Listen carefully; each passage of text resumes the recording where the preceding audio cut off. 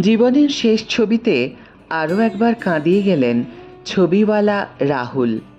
High everyone, welcome back to my channel Anjana entertainer. বন্ধুরা, তোমাদের সকলকে আমার এই ছোট্ট ইউটিউব চ্যানেলে স্বাগত জানাই।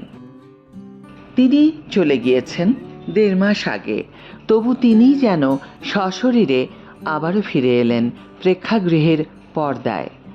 আরও একবার কাঁদিয়ে দিয়ে গেলেন দর্শক ও সহ অভিনেতাদের। মার্চ মাসে ধারাবাহিকের শুটিং করতে গিয়ে তালসারির সমুদ্রে মর্মান্তিকভাবে প্রাণ হারান অভিনেতা রাহুল অরুণোদয় বন্দ্যোপাধ্যায়। সম্প্রতি তাঁর অভিনীত ছবিওয়ালার স্ক্রিনিং হল শহরের এক প্রেক্ষাগৃহে। কেমন হলো সেই ছবি? ছবিওয়ালা দৈনন্দিন জীবনে শিল্পী ও শিল্পের টিকে থাকার সংগ্রামকে তুলে ধরে। ছবিতে রাহুল একজন শৈল্পিক ফটোগ্রাফার, যে সমাজের চোখে বাতিল হতে হতে এখন শুধু মৃত মানুষের ছবি তোলার ডাক পায়। সেই মৃত আত্মরাও যেন অবসরে তার ফটোগ্রাফির প্রতি ব্যঙ্গ রেখে যায়। যে ছবি শুধুমাত্র দেখনদারির জন্য বিক্রি হয়, সেই ছবি সে তুলে উঠতে পারে না। এদিকে তার স্ত্রী কারখানায় কাজ করে সংসারের খরচ জোগায়। যে চরিত্রে অভিনয় করেছেন দেবলীনা দত্ত, তবে স্বামী স্ত্রীর মধ্যে অগাধ ভালোবাসা থাকলেও তাই দিয়ে কি আর পেট ভরে? নিরুপায় হয়ে চরম সিদ্ধান্ত নেয় দম্পতি। যে ছবির সন্ধানে দিনের পর দিন সেই ফটোগ্রাফার ঘুরে বেরিয়েছে, শেষে হতাশার চরমে দাঁড়িয়ে তুলে আনা তার এক মর্মান্তিক ছবি এনে দেয় সেই বহু কাঙ্ক্ষিত সাফল্য। রাহুল এবং দেবলীনার অসাধারণ অভিনয় সমৃদ্ধ এই ছবিতে অন্যান্য ভূমিকায় রয়েছেন শান্তনু নাথ, রানা বসু ঠাকুর, রিমি দেব। একটি বিশেষ চরিত্রে অভিনয় করেছেন শ্রীলেখা মিত্র। রাহুলের শেষ সিনেমা ছবিওয়ালা রিভিউয়ের ঊর্ধ্বে, তাই কাটাছেঁড়া না করে সেদিন প্রেক্ষাগৃহের আবেগঘন পরিবেশ খানিক তুলে ধরা যাক।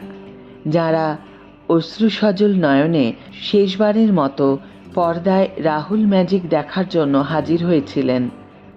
বাপ্পা অর্থাৎ শুভ্রজিৎ পরিচালিত ছবিওয়ালার স্ক্রিনিংয়ে উপস্থিত ছিলেন বিধায়ক রুদ্রনীল ঘোষ, রাহুলের দাদা অনির্বাণ বন্দ্যোপাধ্যায়, দেবলীনা ঘোষ, সুদেষ্ণা রায়, অভিজিৎ গুহ, ইন্দ্রাশিস আচার্য, দীপশিতা ধর প্রমুখ।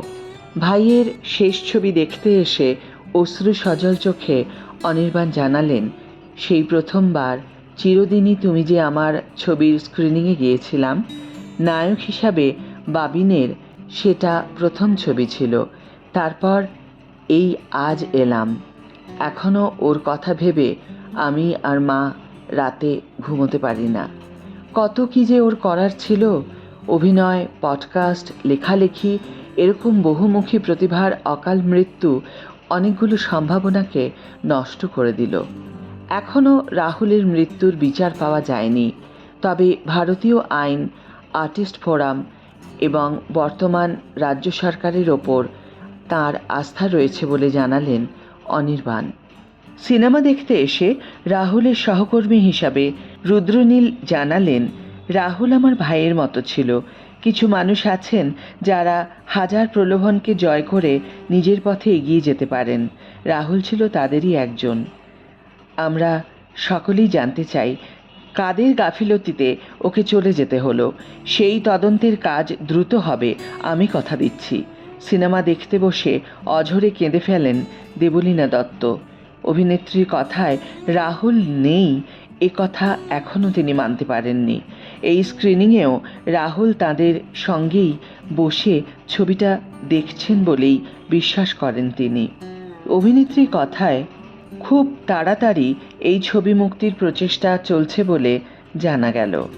রাহুলের আত্মার প্রতি শ্রদ্ধা জানিয়ে এবং তার মৃত্যুর সঠিক সত্য উদ্ঘাটন হোক এই কামনা করে আজকের ভিডিও এখানেই শেষ করছি। বন্ধুরা, তোমাদের এ বিষয়ে কোনো মতামত থাকলে অবশ্যই কমেন্ট বক্সে লিখে জানিও। লাইক, সাবস্ক্রাইব, শেয়ার করতে ভুলো না যেন। আজ তাহলে বিদায় বন্ধু, দেখা হবে পরের ভিডিওতে। ভালো থেকো, সুস্থ থেকো, সঙ্গে থেকো।